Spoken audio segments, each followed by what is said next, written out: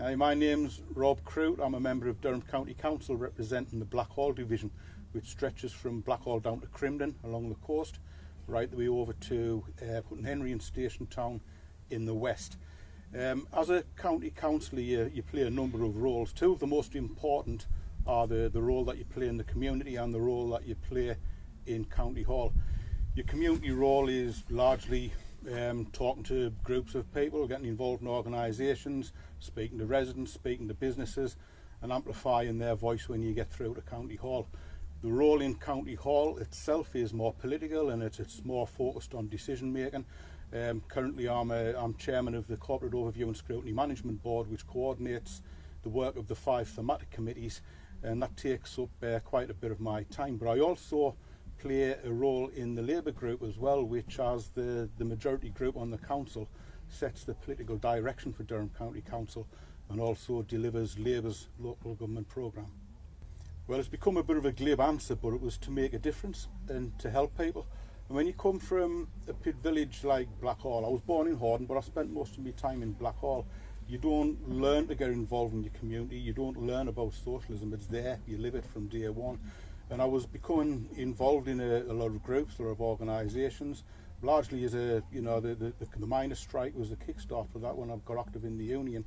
I got involved in lots of different organisations, and I realised that you're active in this organisation, that one, and you're making a little bit of difference in each. And I thought, well, if I can bring all of those together, coordinate all those roles as the local councillor, that then multiplies the effect. So it was really to bring all of those things that I was active in into one group as the local councillor, and also, you know, just play that role where you naturally want to help people, you look out for each other, and if you can formalise that in your role as a councillor, you can do it much more effectively. So that was the real start for me to become a councillor.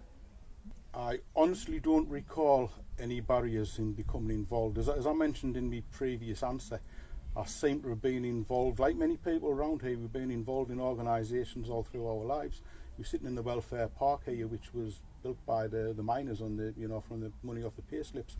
The welfare hall, where we have the community association, again built by the miners, and you grow into those organisations because you use them for events and for functions when you're a bairn, and you just naturally progress into an involvement. So I can't really recall making that transition from community activity to becoming a councillor. It just seemed to happen, and I think that would be true for most people you would speak to. Certainly those who were brought up when the pits were still open, they'll remember that community spirit, and you know that we're all in this together. Truly meant we were all in this together in those days, and I think that transition from being a community activist to being a councillor was seamless in my experience.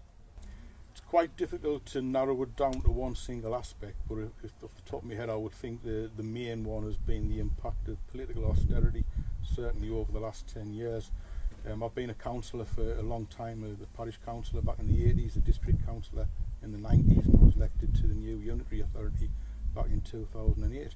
And when I first started out, although we weren't living in a land of milk and honey, we were still dealing with the first effects of the pit closure in the early 80s. We did have the structures though, and we had the resources to put things right and make sure we could carry out a few little schemes here and there that helped the community carry its cup level. The impact of austerity has been twofold on communities like this. First off, it's made the need for those interventions much greater. We need those interventions, we need those improvements more than we've ever did before. But conversely, it's took away the means, it's took away the resources of carrying out those improvements. But that's not to give up. You know, we'll never give up. The government can throw anything they want at us, and we can't use austerity as an excuse. We group together, we fight a wee bit harder, and it might take a little bit longer to get where we want to be, but we will get there because we've got that solidarity, we stick together, we've got the unity that keeps our villages together, and that will always be our strength. Nothing they ever do, whether it's a political reason or using austerity to bring us low, they'll never do that. We'll always come out on top. And it's true, you know, it doesn't matter what they throw at us, we'll take it on, and we won't make excuses about austerity holding us back. We'll get on and do the job because we've got the strength in numbers. The other issues, I think we're still dealing with the after effects of other government programmes. I've spoke earlier about the pit closing down, the initial concerns there with the job losses, how we retain the businesses in the village. We've got the legacy of that though now. Just like any other pit village, we have a large stock of former colliery housing stock. That's become open to the private rented sector. We have a lot of private sector landlords live locally, and they're fantastic. They provide a vital service, but we have a handful of irresponsible absentee landlords who live miles away from the village. They wouldn't find Blackwall with a sat-nav. They don't care about the people, they don't care about the village. They're happy to take the rent, but they don't want to take responsibility for their properties and for their tenants. We're dealing with that through a selective licensing scheme, which I might talk about a little bit later on, but that's one of the examples of the legacies of government policy that we're having to pick up. And the last thing really is unfair criticism. We all get criticism. If it's justified, you learn from it, you put it right, and you don't make that mistake again. But sometimes you get a lot of unfair criticism, and you can turn that into a positive as well, because sometimes people ring you up and they're angry. And the thing to pick up is that they're not angry with you necessarily as the local councillor, they're angry with the system. And you were the lightning rod, and you have to deal with that. You know, you take the positives from it. For example, isn't it a great thing that they've got enough faith in your ability to do something that they ring you up and ask to sort things out for them? So you do get a lot of criticism, but you know, if you've done something wrong, you take it on your shoulders and you put it right. The unfair criticism, you can turn that into a positive as well, because a lot of it is ill-meaning, a lot of it's political as well, but you know, you take that on your shoulders as well. You deal with it and you keep ploughing on with the positives. They're the negatives, but you know, positives far outweigh those. My advice to you would be to get involved in your community, immerse yourself in your community, get involved in the organisations. Going back to living in a pit village, we have lots of organisations. We have the Welfare Hall, which I mentioned was built by the miners. We have the Community Association working out of there at the moment. Most areas have schools. Do your best to get on the school governing body. You can make a huge difference to children's educations and to the lives of families through membership of a school board. We have active banner committees. Most of you watching this will already be members of the Labour Party, so you've took the first step. So it's a matter of getting involved in those organisations. There's one thing to remember: if there's something needs doing and there isn't an organisation that actually deals with that, why not set it up? You know, get active and set a new organisation up if it's needed, as long as it's not duplicating anything. And we've got a couple of examples of that. I mentioned austerity earlier on and the impact that's had on local facilities.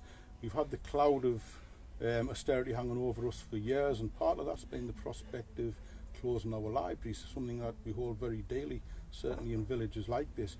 So rather than sit back waiting for the knock on the door saying we're going to close you next, what we did, we got together and we got in touch with the East Durham Trust, and we set up a Friends of Blackwall Library group, which has done a lot of work in the library. We've got a little pot of money there. We hold functions, we hold events in the library, and it's become more than just a place where you take library books back every 3 weeks, or where you go to browse through a book. It's become a live and a living part of the community, and it's sustained itself. So where you had a library once over that was, you know, giving out books and taking books back in, you've got a vital part of the community, which is, you know, we need to hang on to things like that. So yeah, get involved in the organisations. If our organisation doesn't exist, set it up. Well, one of the key roles as a councillor is to make sure you're contactable. There's always the traditional methods, the email, the phone call, the knock on the door. What I've done, I've developed quite a presence on social media, both Facebook and Twitter. I have a number of accounts on Facebook. But what I've done to back that up is set up a blog. That was about 10, 11 years ago. So everything I'm involved in, things that you can do. I mean, a lot of your work as a councillor is took up helping people with private issues, you know, like benefits claims, things like that, and the data protection regulations. You can't report those. But if I'm involved in initiatives or projects or programs that we're doing, I'll record it on my blog, and the benefit's twofold. Firstly, 5 years hence, if somebody says to you, why didn't you do A, B and C back in 2000? I'll say, well, I did do A, B and C, and I also did D in 2001. So you've got a record of what you've actually done, but it also gives the effect that you're more contactable as well. If you're out there and people get to know your face, they know what you can do, they know what you're capable, they're much more likely to get in touch with you. So contact is the most important thing, I would say, as a local councillor. If people don't get in touch with you, if you don't make yourself available, if you don't get out there and make sure that people know that you're available, then you're not going to go very far.